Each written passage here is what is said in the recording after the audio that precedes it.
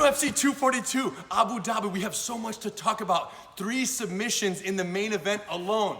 Dustin's guillotine, Khabib's rear naked choke, and the eagle lock that almost took Dana White's life. Welcome to Gracie University. We're gonna talk about what happened, what could have happened, and what you need to be studying if you're next in line for Khabib Nurmagomedov, and you know who I'm talking to. Check this out, you guys. So it started off, 3rd round, guillotine came in. By the way, Mike Safai, everyone, what's up, man? He's here helping out late on a Saturday night. He shoots in for a double leg, he catches the arm and guillotine, and instead of getting taken down, he throws the leg up and they fall together. Dustin catches Khabib in the most dangerous submission Khabib has ever been caught in professional MMA.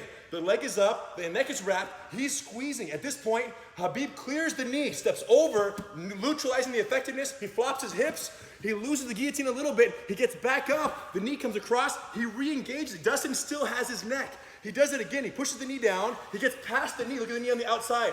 Now Khabib is wrapped, Dustin's trying to squeeze with his arms only, Khabib flops again. He gets back up again before Dustin, and at this point he's holding on for dear life, his arms burn out, the head slips out. You guys, it was so close. Do you agree it was the most danger he's been in that we've seen? Ever. I was nervous. He was nervous for Khabib because he was rooting for him. 100%. And we need to talk about what could Dustin have done, starting back standing up right here. So he shoots in, the arm and guillotine. How do you know Dustin has been working these guillotines? Because he threw the correct leg up. When it comes to standing guillotines, whoever initiates the descent wins. Meaning if I have Mike's neck and he just takes me down and throws my legs out of the way, look, take me down. Mike already lands on your knees right there, bro. He already lands on the safe side and the guillotine has no effectiveness.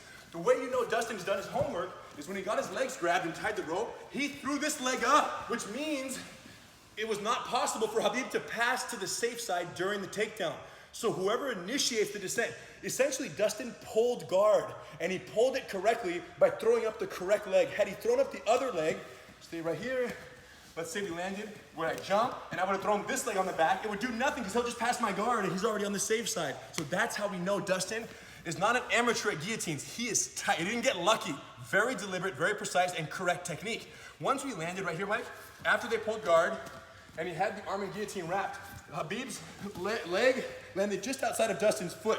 Now, the most important thing when it comes to guillotines is whether or not you control the opponent's hips. And I control the hips with my legs over and my knee pinching. Right now, there was real pressure on Khabib's neck.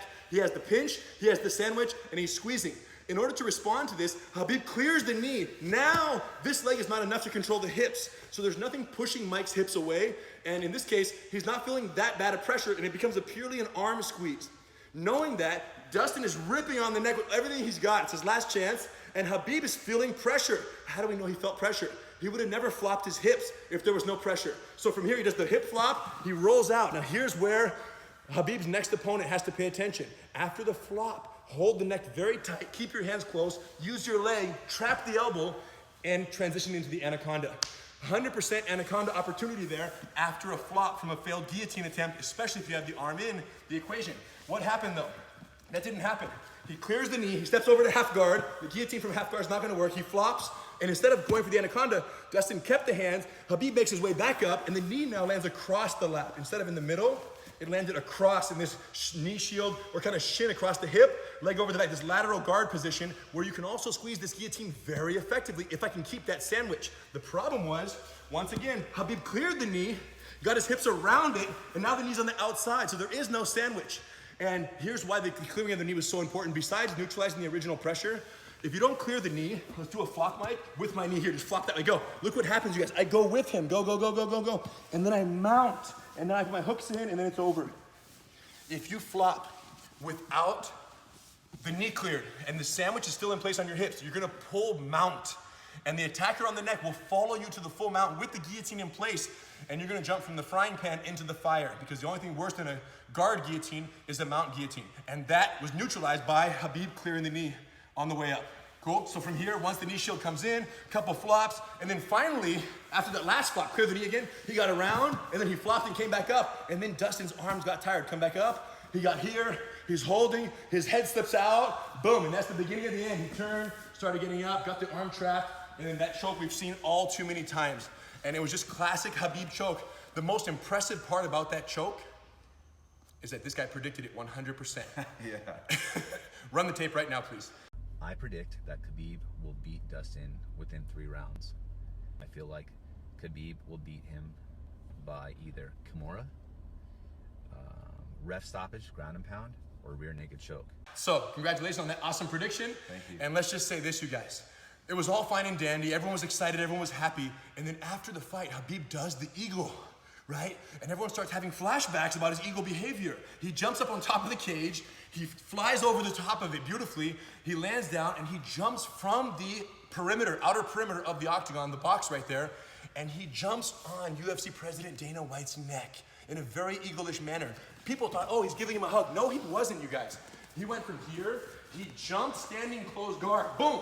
And then from here, come closer. Everyone thought, oh, he's hugging. No, if he was hugging, you go over, under. Oh, I love you, I miss you, my friend, long time no see. Am I right? It's a normal hug. Yeah. Who hugs their friends like this? Nobody hugs their friends like this. Watch. So when he jumped, double overhooks, what he wanted, come closer, look what he was going for. Standing Ezekiel choke.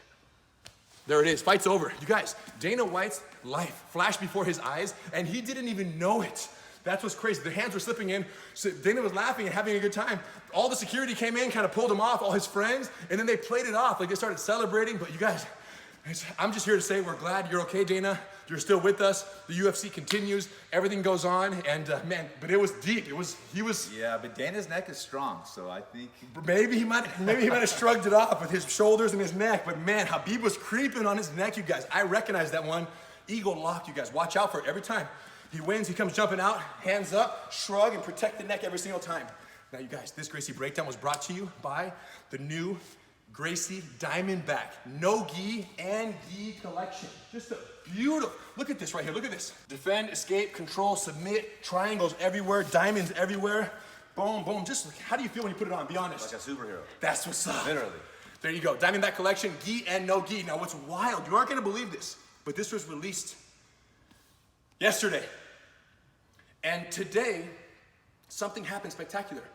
Diamondback collection was released. Dustin Diamond Poirier exposed what seems to be Khabib's only weakness in that guillotine. He exposed the fact that Khabib has a neck, there are arteries running through his neck, and there are blood pumping through those veins, and they're pluggable. But what's crazy is that Diamond didn't just expose his weakness. Diamond got his back taken. Diamondback collection. The Diamond got his back taken and got finalized. And that would be pretty remarkable, right? If we released the collection on the same day that the Diamond both exposed the weakness and got his back taken, the Diamondback. But it goes further. Khabib defended the guillotine, escaped the guillotine, controlled the Diamond's back, and submitted him from behind. This is crazy. Diamondback collection, available now at GracieLifestyle.com. My man Mike Safai does an amazing job, has his own personal training facility here at Gracie University. So if you want to get down in the train facility, classes every Tuesday and Thursday morning, they get real serious. Check the Instagram, and otherwise come in here, learn some Gracie Jiu-Jitsu, find a certified training center at GracieUniversity.com. And if you're one of those people who sits on the couch and loves watching the Eagles and everybody else, but you're not doing it, the question is, what are they waiting for? They're waiting for a safe environment, and this is the place. Gracie University, certified training centers all over the world. If you've had a failed experience at any other BJJ school in your life, where you tried 2 weeks and you're like, oh, this is crazy, what are they doing here? Find a certified training center, will protect you, okay? Like those people protected Dana White's neck in the Eagle Lock. Okay, we'll take care of you guys. Much respect, thank you, bro.